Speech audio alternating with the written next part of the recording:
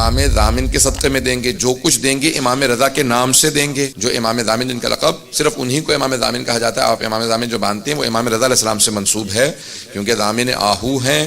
آج امام کے نام پہ جو کچھ دیں گے انشاءاللہ تعالی وہ امام آپ کو اس سے کئی گنا زیادہ پلٹا کے واپس کریں گے۔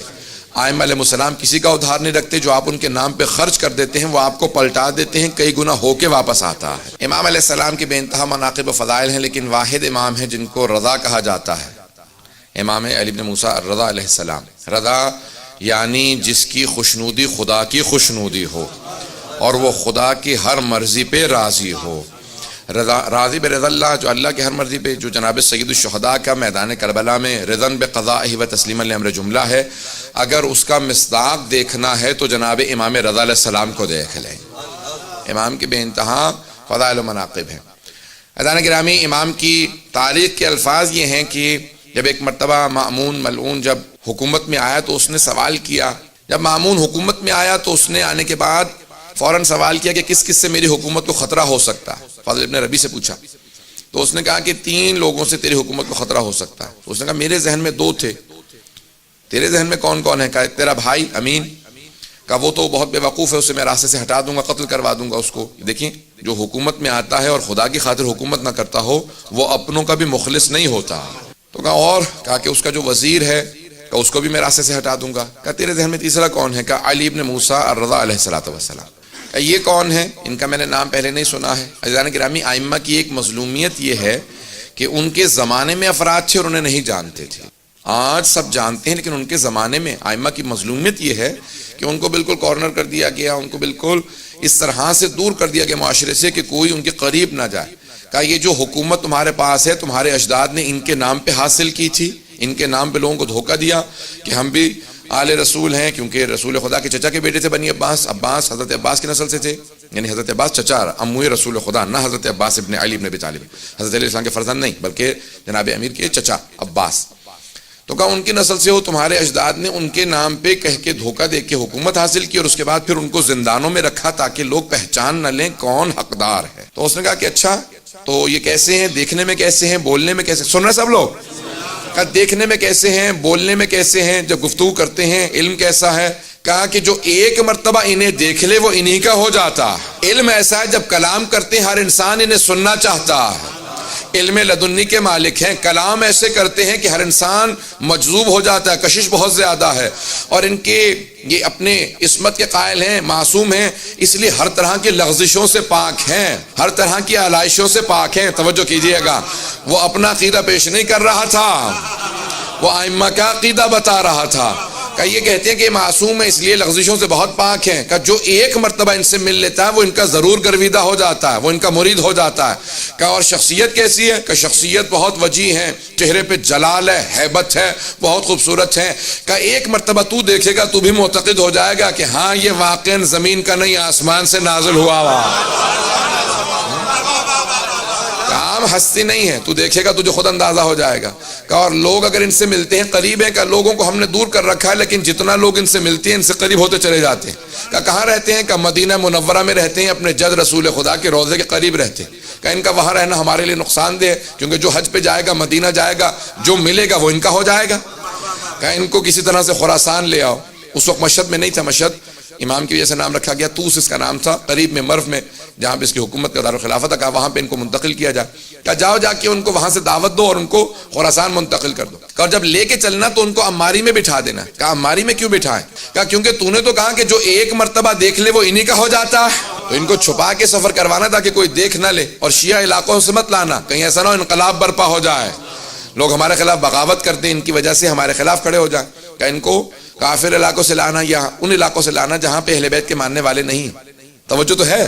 جب سفر شروع ہو گیا، یہاں سے گئے، امام سے کہا کہ آپ خراسان میں آپ کو طلب کر لیا گیا۔ امام نے اپنے سارے بہن بھائیوں کو جمع کیا، بنی ہاشم کو جمع کیا، سادات کو جمع کیا، اور کہا دیکھو جس طرح سے جناب امیر جب گئے تھے نا مدینے سے تو جانتے تھے میں پھر واپس کوفے سے نہیں آؤں گا، جس طرح سید الشہداء گئے تھے جانتے تھے، اس طرح سے میں بتا رہا ہوں کہ میں واپس نہیں آؤں گا، یہ میرا آخری سفر ہے اور اسی کے اندر میری شہادت ہو جائے گی سفر میں۔ اور امام نے سب کو جمع کیا، کچھ وصیتیں کی اور چلے۔ جب سفر میں جانے لگے تو سب بہن بھائی بہت امام کے، خصوصاً حضرت معصومہ جو بہت زیادہ محبت کرتی تھی بھائی سے ملی، سب بہنیں بھائی رونے لگے۔ امام نے کہا نہیں آپ لوگ یہیں پہ رہیں اور بعد میں آپ لوگوں کے لیے ایک سفر ہوگا میں جانتا ہوں، اور امام سفر کے لیے چلے گئے، اماری میں بٹھایا گیا، امام کو لے جایا گیا، سفر شروع ہو گیا۔ جب سفر شروع ہو گیا تو مختلف علاقوں سے گزر رہے تھے، جو افراد ساتھ چل رہے تھے وہ مامون کے مامور تھے، مامورین تھے جن کو امر دیا گیا تھا، حکومت کے کارندے تھے، حکومت کے کارندے تھے، لیکن سفر میں امام رضا کے تھے، جو ہم سفر رہتا ہے کسی معصوم کا تو وہ معصوم ہی کا ہو جاتا۔ اب سارے مامور تھے حکومت کے، لیکن جب امام کے ساتھ چلنے لگے، کسی نے امام کی عبادت کو دیکھا، کسی نے زہد کو دیکھا، کسی نے عبادت کو دیکھنے کے بعد کہا امام کا چہرہ بتا رہا ہے یہ معصوم ہے۔ اب اکثر مامون کے کارندے امام کے ساتھ چلنے کی وجہ سے امام کے ہوتے چلے جا رہے تھے، جو نہیں بھی مانتے تھے وہ دل میں ماننے لگے تھے۔ اب کئی افراد تھے کہ نہیں ظاہری طور پہ کسی کو نہیں بتاؤں گا کہ میں ان کا ماننے والا ہوں، لیکن اب دل میں امام کو بعض بار دیکھتے تھے مسکراتے کا۔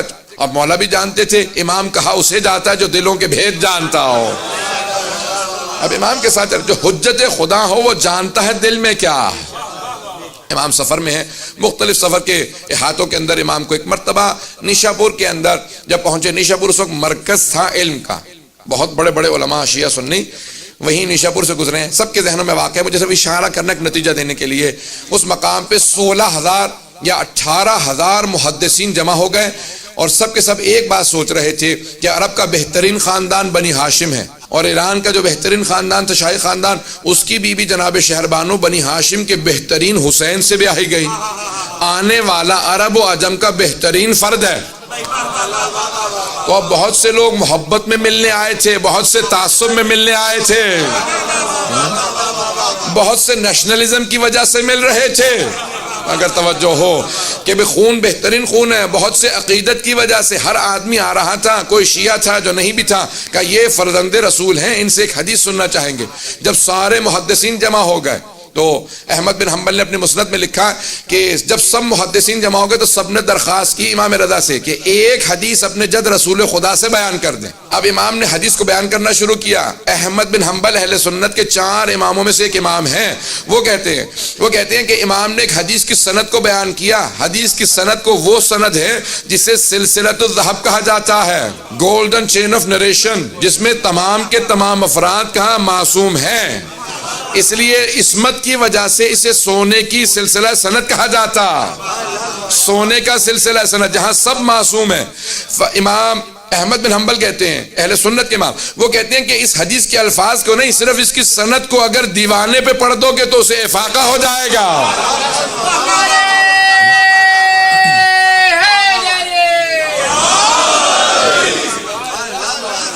اگر دیوانے پہ پڑھ دو سے افاقہ ہو جائے گا۔ کہ کیوں؟ کہ اگر بیمار پہ پڑھو کہ شفا مل جائے گی، کہ کسی بھی مرض کے اندر کوئی مبتلا ہو، کسی بلا میں مبتلا ہو، سند کو پڑھ لے کا واحد حدیث ہے جس کے سلسلہ سند میں سب کے سب معصوم ہیں۔ امام نے کہا میں اپنے والد گرامی موسیٰ کاظم سے بیان کرتا ہوں، وہ میرے دادا جعفر صادق سے بیان کرتے ہیں، وہ اپنے والد محمد باقر سے بیان کرتے ہیں، وہ اپنے والد زین العابدین سے بیان کرتے ہیں، وہ اپنے والد حسین ابن علی سے بیان کرتے ہیں، وہ اپنے والد علی ابن ابی طالب سے بیان کرتے ہیں، وہ رسول خدا سے، وہ جبرائیل سے کہ خدا نے کہا۔ ایک مرتبہ امام نے فرمایا کہ اللہ سبحانہ و تعالیٰ کہتا ہے، یعنی حدیث قدسی ہے کہ کلمۃ لا الہ الا اللہ حسنی فمن دخل حسن امن من عذابی۔ حدیث سب کے ذہنوں میں ہے، مجھے صرف نتیجہ پیش کرنا ہے کہ لا الہ الا اللہ میرا قلعہ ہے، جو میرے قلعے میں داخل ہوا میرے عذاب سے بچ گیا۔ امام نے یہ کہا اور آواز دی جس نے مہار پکڑ رکھی تھی، امام نے کہا اونٹنی کو آگے بڑھا دے۔ امام نے پردہ گرا دیا، جیسی اونٹنی آگے بڑھی امام نے سب کو سوچنے پہ مجبور کیا۔ جب سب لکھ رہے تھے سند کو، حدیث کے الفاظ کو، روایت کے الفاظ کو، متن کو سب نے لکھا، قلم روک دیا کہ صرف لا الہ الا اللہ کہیں جنت میں چلے جائیں گے۔ امام نے جب سب کو لمحہ فکریہ دے دیا، سوچنے میں مجبور کیا، تو امام نے دوبارہ کا ذرا رک، ایک مرتبہ امالی کا پردہ ہٹایا۔ امام نے کہا بشروطہا، لا الہ الا اللہ کی کچھ شرائط ہیں، کنڈیشنز ہیں، وَأَنَا مِن شُرُوطِهَا، لا الہ الا اللہ کی شرائط میں سے ایک شرط کا نام امام رضا ہے۔ امام پہنچے تو اس نے فوراً پہنچنے کے بعد مامون نے دیکھا امام کو، وہ جو سب سے دربار میں کہہ رہا تھا خبردار کوئی تعظیماً کھڑا نہ ہو، توجہ ہو، وہ خود ایک مرتبہ اپنے تخت پہ کھڑا ہوا اور امام سے کہنے لگا فرزند رسول تشریف لائیے، یہ آپ ہی کا تخت ہے، میرے تو وڈیرے بھی کہہ گئے اگر آپ نہ ہوتے تو ہم ہلاک ہو جاتے۔ ایک مرتبہ اس نے امام کو دعوت دی، امام نے کہا تیرے تخت سے مجھے ظلم کی بو آتی ہے، میں تیرے تخت پہ نہیں بیٹھوں گا، میرے لیے ممبر لگوا دے۔ ایک مرتبہ ممبر لگایا گیا، وہ خود تعظیماً کھڑا ہوا، سارا دربار کھڑا ہو گیا۔ امام سے کہا کہ آپ کو میں اپنا ولی عہد بنانا چاہتا ہوں، کراؤن پرنس بنانا چاہتا ہوں۔ امام نے کہا کیسی ولی عہدی؟ جب میں جانتا ہوں کہ میں تجھ سے پہلے شہید ہو جاؤں گا اور تو جو ہے مجھے خود سے زہر دے دے گا تو پھر میں کیسی ولی عہدی قبول کروں؟ کہ نہیں آپ کو ولی عہدی قبول کرنی ہی ہوگی۔ امام نے کہا اگر زبردستی ہے تو پوچھ کیوں رہا ہے؟ جو تو نے لگانا میرے نام کے ساتھ لقب لگا دے، اگر پوچھ رہا ہے تو میں رد کرتا ہوں۔ یہ اگر توجہ ہو، امام نے کہا اگر پوچھ رہا ہے تو میں رد کر رہا ہوں، اور اگر تیری زبردستی ہے تو نے جو بھی نام لکھنا ہے میرے نام کے ساتھ لقب لگا دے۔ اس نے کہا نہیں آپ ولی عہد ہیں۔ امام نے کہا ایک شرط کے ساتھ، کوئی فیصلہ نہیں کروں گا۔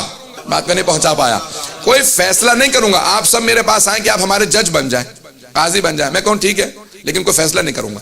تو اس کا مطلب ہے کون سے جج، کیسا جج؟ جب فیصلے کوئی نہیں کروں گا تو جج کس بات کا ہوں؟ امام نے کہا ولی ہے تو فیصلہ کوئی نہیں کروں گا۔ اس کو سمجھ نہیں آیا، اس نے کہا ٹھیک ہے قبول ہے۔ اس نے اس کو قبول کر لیا، کہا ولی عہدی قبول ہے، آپ ولی عہد ہیں، ایک مرتبہ ہر جگہ پہ اعلان کر دو۔ اب امام نے جب دیکھیں ابھی امام کیا کہہ کے آئے ہیں، بے شروطہا، لا الہ الا اللہ کی شروط میں سے ایک شرط ہوں۔ امام سمجھا یہ رہے ہیں کہ اس کی ولی عہدی معنی ہی کچھ نہیں رکھتی، میں توحید کی شرائط میں ہوں۔ جو توحید کی شرائط میں ہو، مامون کی ولی عہدی کیا معنی رکھتی ہے؟ اگر بات پہنچ رہی ہو، اس کی ولی عہدی کی حیثیت کیا ہے؟ میں توحید کی شرائط میں ہوں، یہ ایک ظالم بادشاہ ہے۔ ایک مرتبہ فیصلہ آیا اس کے سامنے اور ایک آدمی کو لایا گیا کہ یہ چور ہے، اس نے چوری کی ہے۔ تو اس نے مامون نے فوراً چور سے سوال کیا کہ بھئی واقعاً تم نے چوری کی ہے؟ اس نے کہا ہاں چوری کی ہے۔ کہا جانتے ہو چوری کی سزا کیا ہے اسلام میں؟ کہا ہاں ہاتھ کاٹ دیا جاتا ہے، حد جاری ہوتی ہے۔ کہا اچھا حد جاری ہوتی ہے، جانتے ہو پھر بھی چوری کی اور اقرار بھی کر رہے ہو؟ کہا ہاں حد جاری ہوتی ہے لیکن کون حد جاری کرے گا؟ کون میرا ہاتھ کاٹے گا؟ تو نہیں پہنچا پا رہا۔ کہا تو میرا ہاتھ کاٹے گا؟ ہاں میں ہاتھ کاٹوں گا۔ تو نے سوال کیسے کر دیا کہ میں تیرا ہاتھ کاٹوں گا؟ کیوں نہیں کاٹ سکتا، میں حاکم وقت ہوں۔ کہا سن، تیرے باپ نے جو بیت المال سے پیسہ چرایا تھا اس سے ایک کنیز جو خریدا، تو اس سے پیدا ہوا، تو پوری امت کی ملکیت ہے، حاکم نہیں ہے۔ خبردار میرے سے اونچی آواز سے بات نہ کرنا، میں امت ہوں تو امت کی ملکیت ہے۔ اس نے کہا تو نے میری توہین کی ہے، جسارت کی ہے، تجھے سزا ملے گی اور ہمارا ولی عہد فیصلہ کرے گا۔ امام سے کہا کہ آپ فیصلہ کیجئے۔ امام نے کہا کیسا فیصلہ؟ کہا آپ ولی عہد ہیں، آپ فیصلہ کیجئے۔ امام نے کہا میں نے تو پہلے شرط رکھی تھی کوئی فیصلہ نہیں کروں گا۔ بات واضح ہے، میں نے تو پہلے شرط رکھی تھی کوئی فیصلہ نہیں کروں گا۔ اس نے کہا کہ نہیں آپ کو فیصلہ کرنا ہوگا، میرے پہ حرف آ رہا ہے اور آپ فیصلہ نہ کریں۔ امام نے کہا پھر سن، جو یہ کہہ رہا ہے وہ سچ ہے۔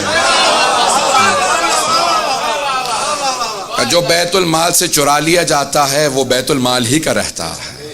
جناب امیر نے یہی کہا تھا نا اپنے پہلے خطبے میں کہ اگر تم میں سے کسی کے باپ نے بیت المال سے پیسے چرا کے ماں کا مہر بھی دیا ہو تو میں واپس لے لوں گا۔